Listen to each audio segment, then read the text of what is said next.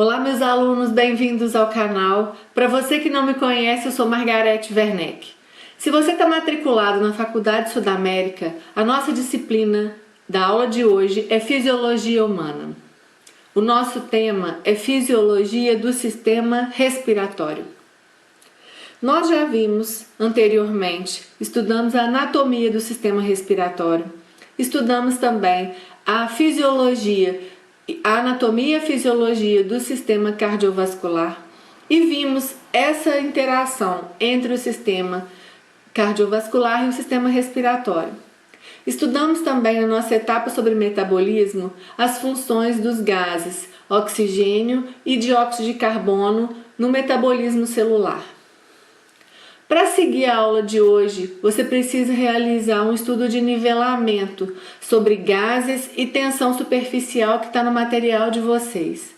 Dê uma olhada, se você precisar de explicações além do que está no material, a gente vai se encontrar no nosso webinar.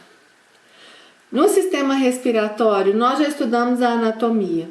Nós já sabemos que ele está integrado ao sistema cardiovascular pela pequena circulação, que leva o sangue do coração aos pulmões e traz de volta, e a grande circulação, que leva o sangue oxigenado aos tecidos e traz de lá o gás dióxido de carbono para ser trocado nos pulmões novamente. O sistema respiratório, então, executa a ventilação e a respiração. A ventilação tem a ver com movimentos que promovem o fluxo de ar para dentro e para fora dos pulmões. A etapa de inspiração, que é a entrada de ar, envolve a contração dos músculos, principalmente o diafragma e os músculos intercostais. Quando esses músculos se contraem, há um aumento do volume torácico, um aumento do volume pulmonar e, consequentemente, a redução, a queda da pressão dentro dos pulmões. Quando isso acontece, o ar entra nos pulmões. Então, a etapa de inspiração é uma etapa que o organismo precisa investir energia metabólica, porque envolve contração muscular. A etapa expiratória, em condições normais, é considerada uma etapa passiva, porque ela envolve o simples relaxamento dessa musculatura, diafragma e intercostais. Quando essa musculatura se relaxa, nós temos um rebaixamento do volume torácico, pressionando os pulmões, e então a pressão interna aumenta, fazendo com que o ar saia. Nesses casos, sem controle da expiração, a etapa é metabolicamente passiva, não há gasto de energia. Por outro lado, se a gente estiver falando de uma expiração controlada para cantar, para tocar um instrumento de sopro, ou então durante um esforço físico que você precisa controlar a expiração, essa etapa passa também a ter um investimento de energia metabólica. A gente precisa lembrar que existe uma relação inversa entre o volume pulmonar e a pressão do ar lá dentro. Quando o volume pulmonar aumenta, a pressão interna diminui. Quando o volume pulmonar na expiração diminui, a gente tem um aumento da pressão interna. Isso também está bem explicadinho, tem vários esquemas no material de vocês. Dê uma boa olhada lá. Sempre que após uma expiração que os pulmões, as musculaturas se relaxam e os pulmões diminuem o seu volume, ainda assim resta um pouco de ar dentro dos alvéolos. Esse volume de ar é chamado de volume residual. As trocas gasosas nos pulmões envolvem a difusão de gases da onde esse gás está em maior quantidade para onde esse gás está em menor quantidade. Ou seja, quando a gente tem um sangue cheio de CO2 chegando aos pulmões, encontrando com um ar inspirado com maior pressão de O2, a gente tem a troca. O CO2 que está no sangue passa por difusão para o ar alveolar e o O2 que está em alta pressão no ar alveolar vai se difundir para o sangue. O ar inspirado, então, é sempre uma mistura. O ar pulmonar alveolar é sempre uma mistura do ar inspirado com o ar residual. Nos pulmões, essa diferença de pressão parcial em comparação com o ar alveolar e o sangue favorece as trocas no sentido de que o CO2 saia e que o O2 venha para o sangue. A tensão superficial da água entra aí. Ela poderia constituir uma barreira à difusão dos gases na superfície pulmonar, caso a gente não tivesse os mecanismos de quebrar essa tensão superficial.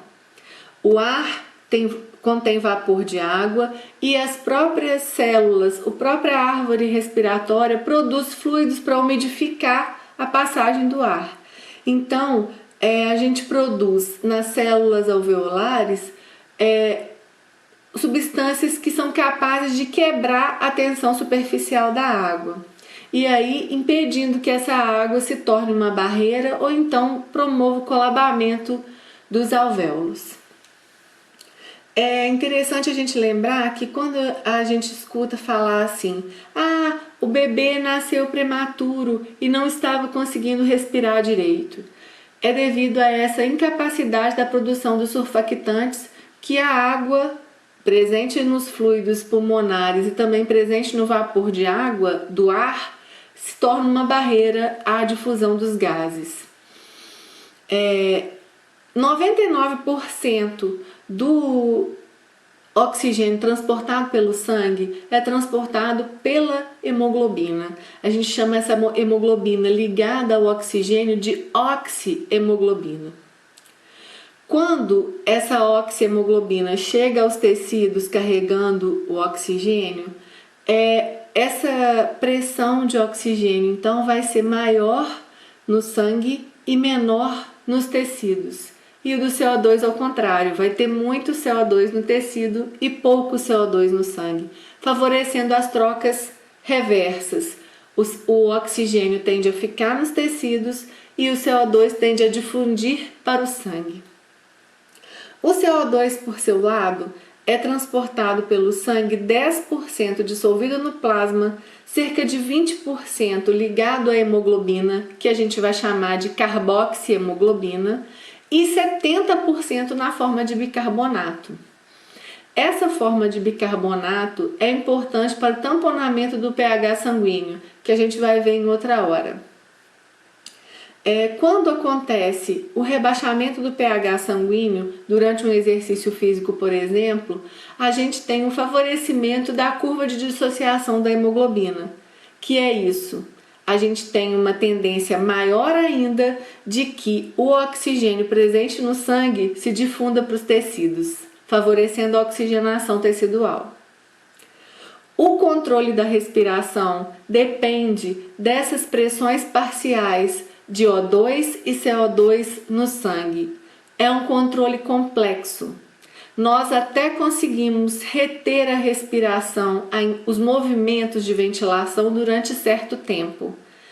Em determinado momento, ocorre a alteração da pressão de CO2 no sangue e a alteração do pH sanguíneo, que dispara o controle autônomo da respiração, que dispara os movimentos de inspirar ou expirar.